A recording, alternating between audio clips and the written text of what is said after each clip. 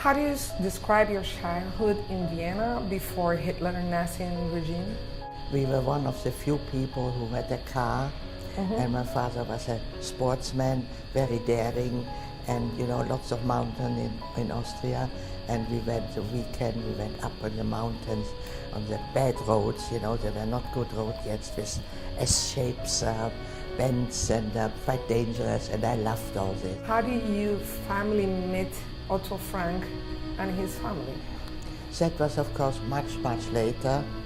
That was when we immigrated, first to Belgium and then to Amsterdam, and that was in 1940, so during the war. And we lived in a big open square, which was a new part of Amsterdam, where some refugees had moved. And the Frank family had come from Frankfurt, Germany, in 1933. And Anne was, at that time, we were both 11 years old. And in apartments, you didn't have any yards to play.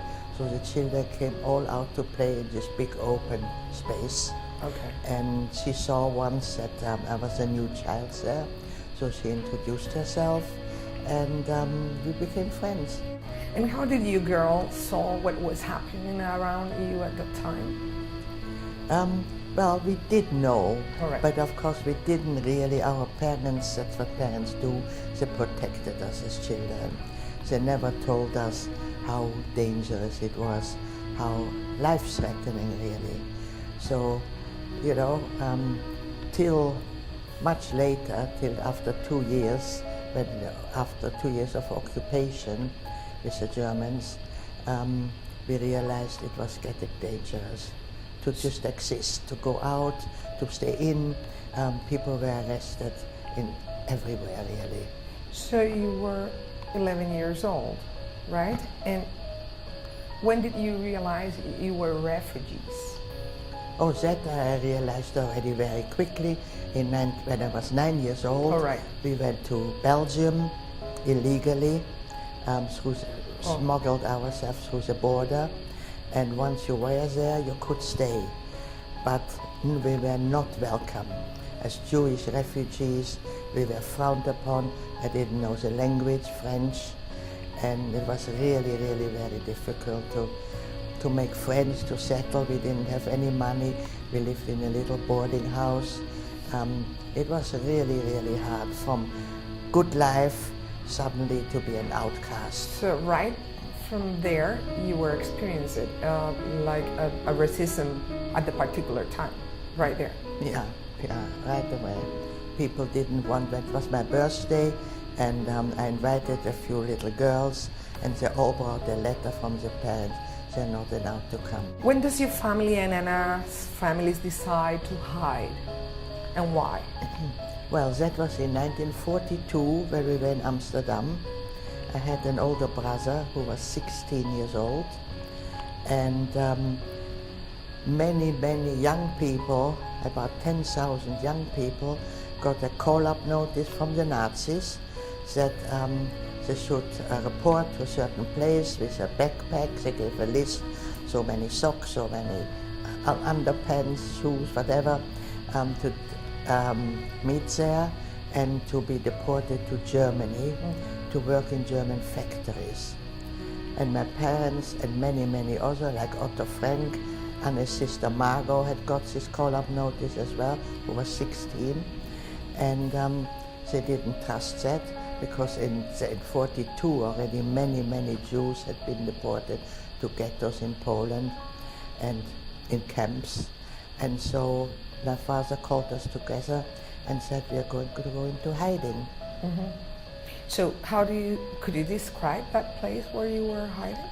Well, we were in perhaps 7, 8 different hiding places. We were 2 years in hiding, but the Germans knew people had not come to the call-up notice. So they really wanted to catch everybody. So they made house searches, and always in the night. So in the night where we were staying with people, there was this knock on the door. People had to open. Ordinary Dutch citizens had to let the Nazis come in, search their homes, and of course, if they found the Jews, those people were arrested as well, our hosts. So, you know, this was very, very nerve-wracking. You don't dare to sleep as they go to come in the night. And so very often the people where we were staying after 3 months, after 6 months, said they can't take the tension any longer. It was a big transition from, you know, from your... Well, we are. And you know, from the normal life, quote, Well, I was a very sporty child. I liked to be outside, right, skating on the bicycle and all that. And suddenly I had to sit still, like we sit here, day in, day out, just with my mother. And we got on very well, but you know, what can you talk about? And you were not going to school? No, of course not. You couldn't go out. But you were understanding what was going on? Yes, I think we did. How? How could someone understand that? I mean, for me, it's really, really impressive just for a child to understand why I can go out, why I'm hidden, or, you know. Well, this is what our parents explained. Hence, my brother is not going, so they were looking for him. So we can't live in our apartment, we can't pretend we are still here. We have to just disappear for the world. Was your mom afraid that you were not following instructions or something? No, I mean, it is a matter, we realized it is a matter of life and death. We were in 2 different places. My father told us he couldn't find the apartment in Amsterdam, quite small. And he said I couldn't find a family who would take in 4 people. So we had to split up. And I loved my father and my brother. I wanted to stay together as a family. Right. And my father explained, if we're in 2 different places, the chance that 2 of us will survive is bigger. So I was 13 years old, and he mentioned survive. And this was actually, I think, the first time that I realized I might be killed.